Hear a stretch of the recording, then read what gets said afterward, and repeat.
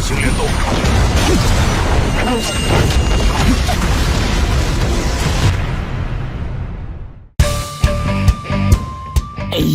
Oke guys, welcome back to Cakradivara Reinkarnasi dalam pembahasan alur cerita Solen 2 Jusitangmen episode ke-165.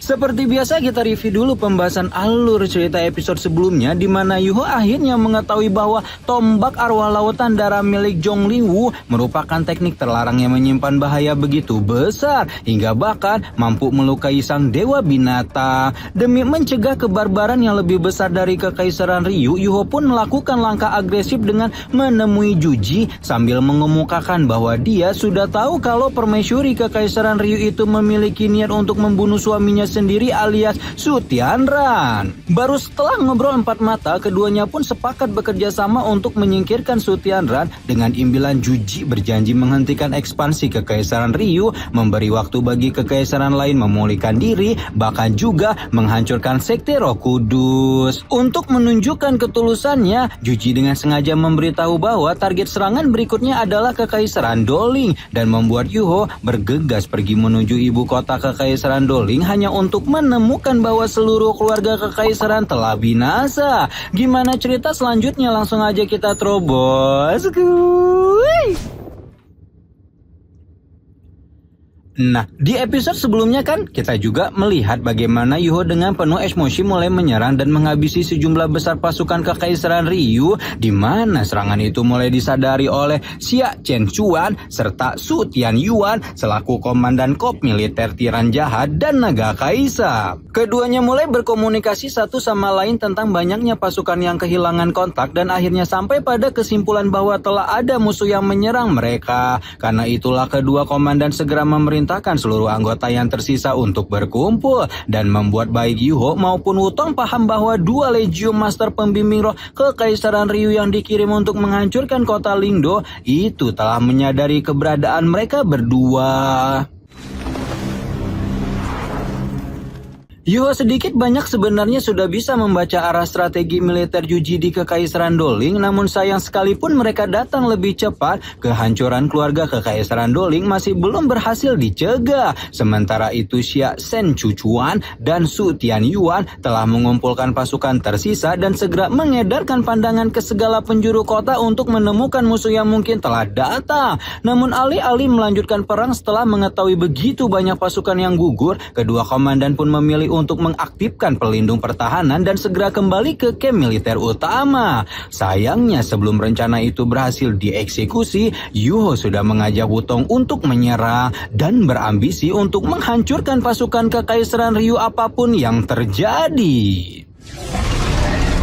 Pasukan dua Legium Kop Master Pembimbing Roh Kekaisaran Ryu diliputi dengan kepanikan tatkala menyaksikan bayangan naga raksasa yang menggeliat di balik awan kelabu. Sementara itu banyak prajurit yang tumbang dengan begitu cepat sampai akibat dari serangan si naga raksasa. Dua komandan langsung waspada dan memerintahkan semua orang untuk fokus mencari keberadaan musuh. Namun sebelum mereka sempat menemukan keberadaan musuh yang dicari, baik Yuho maupun Wutong sudah melayangkan serangan lanjutan hingga membuat pasukan Kop Master Pembimbing Roh Tiran Jahat dan Naga Kaisar semakin porak-poranda. Yuho menghancurkan pasukan krucil dengan badai es ekstrim, sementara Wutong menggunakan wujud asli Dewa Naga Kupu-Kupu Cahaya untuk menekan dua komandan.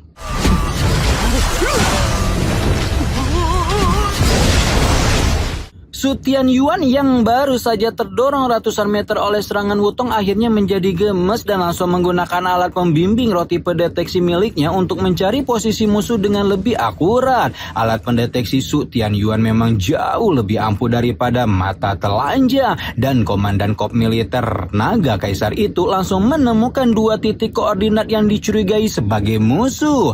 Setelah posisi musuh diketahui, Su Tianyuan dapat menyerang musuh dengan lebih presisi dan memang membuat Wutong sedikit lebih terponcel-poncel meski tetap mampu menghancurkan seluruh serangan yang tertuju kepadanya. Yuho pun sebenarnya juga mengalami serangan yang sama, namun pemilik mata Ashura itu dapat menghindar lebih cepat, lebih semut karena keterampilan deteksi yang dia kuasai secara alami.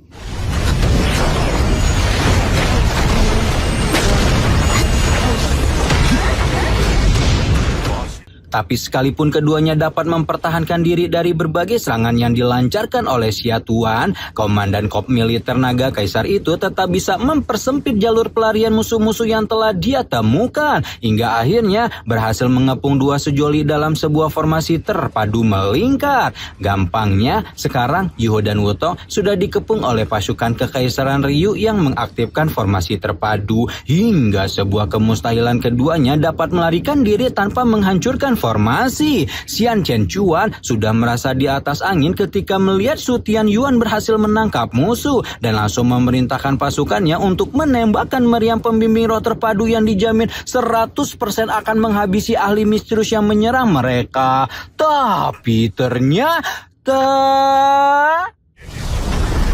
Tapi ternyata tanpa banyak babi ibu Yuho mengeluarkan tongkat nekromansi miliknya dan langsung membuka gerbang neraka hanya dalam beberapa detik yang singkat, hingga menyebabkan serangan yang telah disusun susah payah oleh Antek Dajjal Kekaisaran Ryu menghancurkan ketiadaan. Sesuai pemikiran Yuho, Xia Chen Yuan auto terbagung-bagung ketika melihat musuh yang sebelumnya terkurung dalam formasi terpadu tiba-tiba menghilang. Sementara Wutong menunjukkan rasa takjub melihat Ayang bisa membuka tutup gerbang neraka dalam sekejap setelah mencapai level Master Dunia Roh. Di luar sana, dua Legion Master pembimbing roh Kekaisaran Ryu masih khusyuk mengamati lokasi menghilangnya musuh sampai kemudian memutuskan untuk segera mundur setelah melihat formasi pertahanan camp telah runtuh. Tanpa mereka ketahui, sinyal keruntuhan formasi pertahanan camp militer Kekaisaran Ryu di kota Lindo sebenarnya memang sengaja dipicu oleh rombongan Susansi dan kawan-kawan dengan menggunakan botol susu sesuai apa yang Yuho instruksikan. Hal ini dilakukan untuk mengusir rombongan Kekaisaran Ryu dengan lebih cepat karena bertarung habis-habisanlah hanyalah keputusan impulsif untuk menghancurkan diri mereka sendiri. Beberapa saat setelah dua Legium Kekaisaran Ryu meninggalkan kota Lindo, Yuho dan Wutong kembali menemui rombongan Sekte Tang sebelum kemudian mengabarkan bahwa mereka gagal menyelamatkan keluarga Kekaisaran Doling. Kabar ini dengan cepat membuat ekspresi Susansi dan Jiang Nanan menggelap karena perlu diketahui bahwa keduanya berasal dari Kekaisaran Doling. Meski demikian, Yuho dan Wutong tidak bisa berlama-lama di sana karena mereka memiliki misi yang harus dilaksanakan, yaitu mengejar dan menghabisi seluruh pasukan Master Pembimbing Roh Kekaisaran Ryu sampai tak bersisa. Baru setelah itu Susansi menarik napas panjang dan mempersilahkan Yuho untuk menyelesaikan misinya. Sementara dia dan sisa-sisa rombongan Sekte Tang akan membantu mengevakuasi penduduk kota Lindo yang masih selamat. Singkat cerita, rombongan Sekte Tang bergegas menuju kota Lindo dan Susansi langsung berjalan mendekati seorang lelaki paruh-bayu yang dia dipanggil sebagai Komandan Pertahanan Kota Lindo. Sang Komandan Pertahanan sempat berubah waspada karena ada orang yang tidak dikenal mengetahui identitasnya. Hingga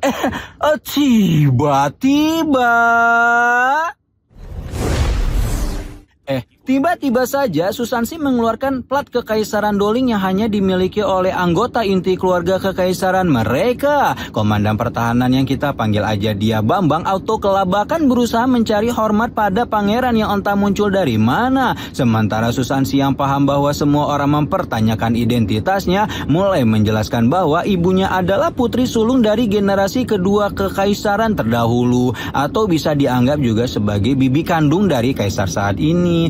Silsilah itu membuat Susansi mewarisi darah keturunan Kekaisaran Doling yang murni sebagai seorang pangeran, meski dia sama sekali tidak menyangka akan ada hari di mana dia harus menerima identitas ini. Jiang Nanan menguatkan Ayang dengan menyebut bahwa dia tidak mempedulikan status pemuda itu dan membuat Susansi semakin tegas untuk mengambil tanggung jawab berat atas identitasnya.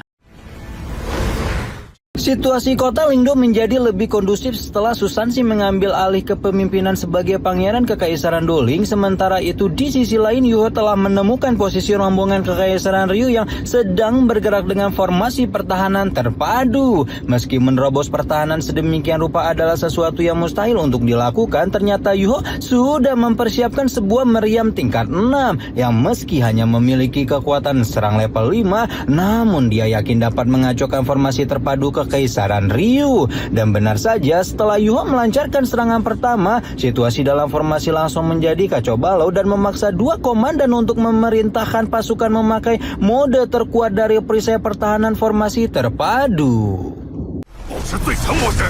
Wutong sedikit bingung ketika melihat musuh malah semakin kuat formasi pertahanannya, sampai kemudian Yuho menjelaskan bahwa dia memang sengaja mendorong situasi menjadi seperti ini karena mode terkuat formasi pertahanan terpadu akan menguras terlalu banyak kekuatan roh pasukan. Dan benar saja, beberapa saat setelah menggunakan mode terkuat mulai banyak prajurit Kekaisaran Ryu yang bergeng berjamaah, namun sedetik setelah mereka mengurangi kewaspadaan, Yuho akan langsung memborbadirnya dengan tembakan meriam. Kondisi itu membuat pasukan Kekaisaran Ryu diliputi dengan ketakutan dan kepanikan hingga dua komandan langsung berdiskusi tentang langkah apa yang harus mereka ambil. Akhirnya diputuskanlah dua korps yang sebelumnya bergerak sendiri akan bergabung sehingga mereka bisa bergantian menahan perisai pelindung ketika korps lain memulihkan diri.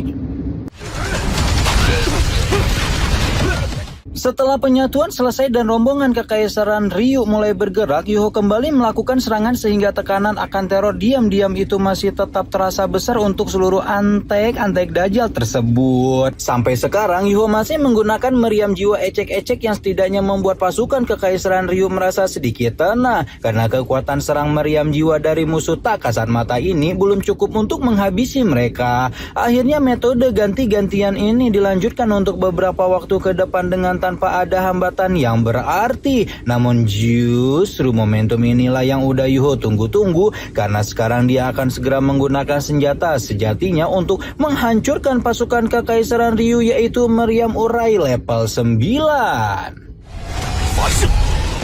Segera setelah meriam urai level 9 ditembakkan, tidak ada satupun prajurit yang sempat menghindari titik tembakan kecuali dua komandan, dan tepat pada waktu itu juga segala hal yang dilewati oleh sinar urai langsung berubah menjadi ketiadaan dalam sekejap. Situasi yang semula sudah lumayan kacau menjadi semakin tidak terkendali setelah pasukan mengetahui bahwa musuh tak kasat mata yang mereka memiliki urai meriam, dan hal ini langsung menimbulkan ketakutan mendalam di benak para prajurit. Situasi di dalam perisai pertahanan terpadu rombongan Kekaisaran Ryu begitu tidak terkendali karena sekarang mereka menyadari bahwa musuh tak kasat mata yang mereka hadapi saat ini tidak hanya seorang master dunia roh, namun juga seorang master pembimbing roh level 9. Tidak bisa membiarkan kekacauan berlarut-larut, Xia Chen Chuan langsung berusaha menenangkan semuanya dengan mengingatkan bahwa sekuat apapun meriam urai, benda berbahaya itu hanya bisa ditembakkan satu kali dalam sehari. Xia Chen Chuan memang menunjukkan ketegasan dan keberanian di luar sana, meski di dalam hatinya dia cukup khawatir karena seharusnya meriam pengurai hanya bekerja dalam radius 3000 meter, namun dia tidak menemukan jejak siapapun bahkan setelah menggunakan alat pendeteksi roh level 8. Hal ini sudah menunjukkan bahwa alat pendeteksi mereka sama sekali tidak berpengaruh kepada musuh tak kasat mata ini, dan oleh karena itulah mereka dipaksa untuk menjadi jauh lebih waspada terhadap semua hal yang ada di sekitar.